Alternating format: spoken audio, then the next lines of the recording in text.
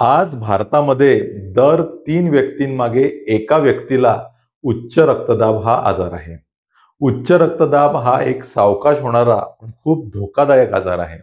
कारण यातूनच पुढे हार्ट अटॅक येणे, पॅरालिसिस होणे, किडनी फेल होणे असे भयानक आजार उद्भवतात. पण आनंदाची गोष्ट अशी की आपण आपल्या जीवनशैलीत जर काही बदल केले तर आपण यापासून वाचू शकतो. तर मित्रांनो, आजचा जो व्हिडिओ आहे त्यामध्ये आपण हे बघणार आहोत की आपण आपल्या आयुष्यामध्ये अशा कोणत्या 10 चुका करत असतो की ज्यामुळे उच्च रक्तदाब होण्याचे चान्सेस हे खूप वाढून जातात. तर मित्रांनो, आजचा जो व्हिडिओ आहे तो खूप महत्त्वाचा आहे. तो तुम्ही शेवटपर्यंत जरूर बघा आणि या चॅनलवर जर तुम्ही पहिल्यांदा आले असाल तर याला जरूर सबस्क्राईब करून घ्या. तर मित्रांनो, चला आजचा व्हिडिओ आपण सुरू करूया. तर सगळ्यात पहिली अतिशय महत्त्वाची अशी जी चूक आहे जी आपण रोजच करतो ती म्हणजे जास्त मीठ खाणे.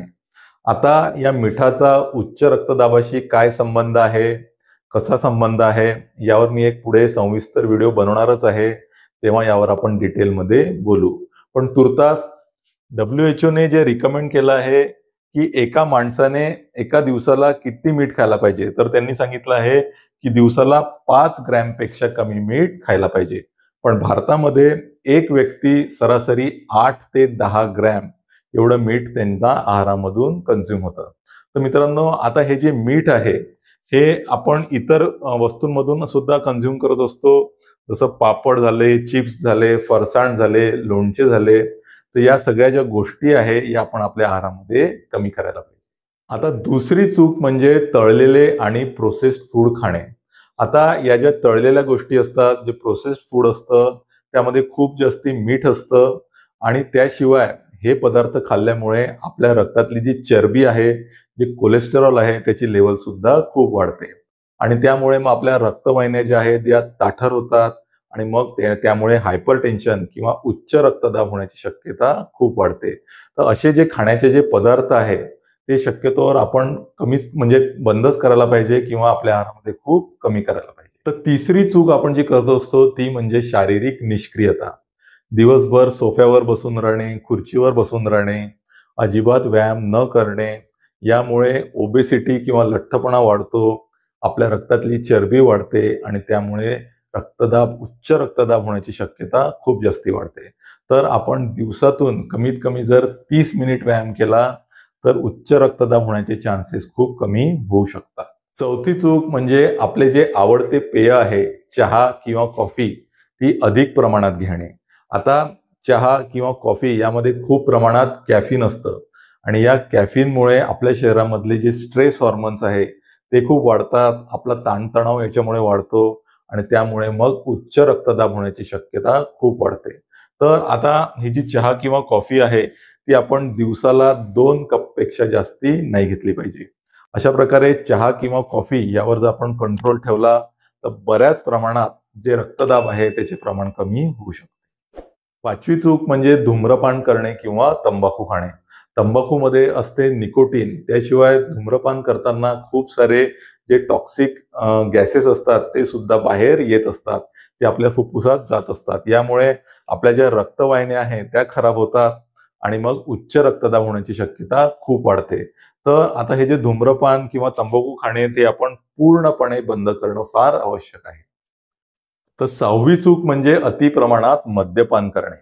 मद्यपान केल्यामुळे आपली लिव्हर खराब होते, आपल्या हृदयावर याचा असर होतो, आपल्या रक्तवाहिन्यांवर याचा असर होतो, आपल्या रक्तामधली चरबी किंवा कोलेस्टेरॉल वाढते आणि या सगळ्यांमुळे उच्च रक्तदाब व्हायची शक्यता खूप वाढते.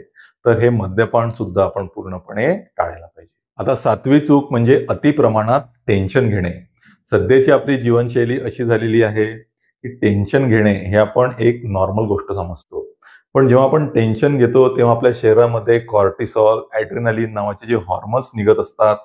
त्यामुळे आपल्या रक्तवाहिन्या खराब होतात आणि मग यामुळे उच्च रक्तदाब व्हायची शक्यता खूप जास्त वाढते. तर आपण काय करायला पाहिजे? तर आपण दिवसातून कमीत कमी 10 ते 15 मिनिटं हे डीप ब्रीथिंग किंवा ध्यानासाठी ठेवले पाहिजे. हे जर आपण केलं तर आपल्या शरीरातले जे स्ट्रेस हॉर्मोन्स आहे त्याची लेव्हल कमी होते आणि उच्च रक्तदाब होण्यापासून आपण वाचू शकतो. आणि 8वी चूक म्हणजे कमी झोप घेणे. रात्र-रात्र टीव्ही बघणे, मोबाईल बघणे, विविध कार्यक्रमांना, पार्ट्यांना जाणे यामुळे आपली झोप आहे ती अपुरी राहते. झोपेमध्ये आपल्या शरीरामध्ये जी झीज झाली असते ती संपूर्ण भरून येते. पण आपली झोप जर अपुरी राहिली तर ही झीज भरून येत नाही. आपल्या शरीरामध्ये स्ट्रेस वाढतो आणि मग यामुळे आपल्याला उच्च रक्तदाब होऊ शकतो.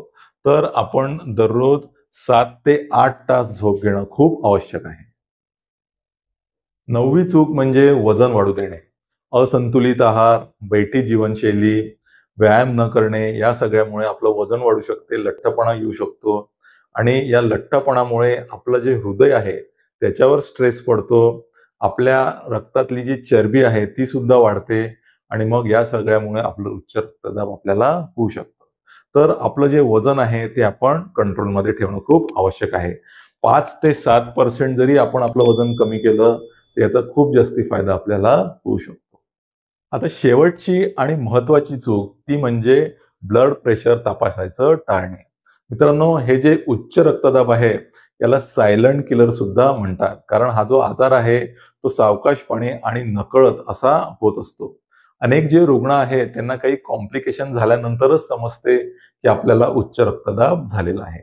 तर असा हा जो सायलेंट किलर आहे याचं जर आपल्याला अर्ली डायग्नोसिस करायचं असेल, वेळेवर याचं डायग्नोसिस करायचं असेल तर वयाच्या 40 नंतर महिन्यातून एकदा तरी ब्लड प्रेशर तपासणं खूप महत्वाचं आहे. तर मित्रांनो, अशा प्रकारे या 10 चुका जर आपण टाळल्या तर उच्च रक्तदाब टाळणे किंवा झालेला असेल तर त्यावर नियंत्रण ठेवणे दोन्ही शक्य आहे. आजचा जर व्हिडिओ तुम्हाला आवडला तर या व्हिडिओला लाईक करा, जास्तीत जास्त लोकांपर्यंत याला शेअर करा आणि या चॅनलवर जर तुम्ही पहिल्यांदा आले असाल तर याला जरूर सबस्क्राईब. भेटूया पुढच्या व्हिडिओमध्ये एका नवीन विषयासह. तोपर्यंत धन्यवाद.